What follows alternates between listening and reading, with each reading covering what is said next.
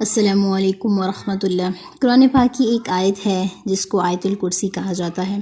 اس کی اتنی زیادہ فضیلت ہے کہ وہ ہمیں شیاطین سے اور جنات سے اور ہر طرح کے جادو سے اور تعویذات سے بچانے کے لیے کافی ہے۔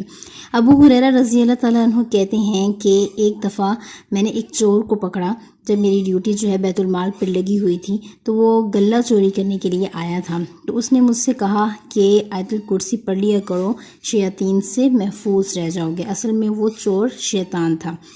فرماتے ہیں میں نے اس کا ذکر پیارے نبی صلی اللہ تعالیٰ علیہ وسلم کے سامنے کیا تو آپ صلی اللہ علیہ وسلم نے فرمایا کہ تھا تو وہ جھوٹا پر بات بڑی سچی کر گیا ہے۔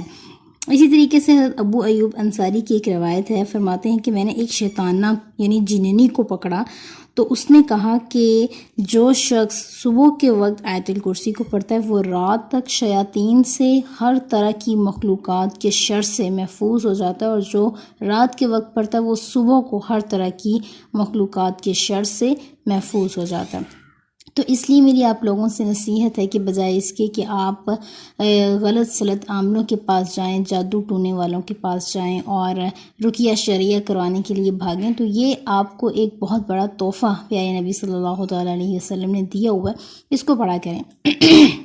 بستر پر جانے سے پہلے بھی آپ صلی اللہ تعالیٰ علیہ وسلم کی ایک حدیث ہے کہ اگر آیت الکرسی کو پڑھ لیا جائے تو پوری رات تک ایک فرشتہ اللہ تعالیٰ مقرر کر دیتے ہیں جو ہماری پوری رات تک حفاظت کرتا ہے۔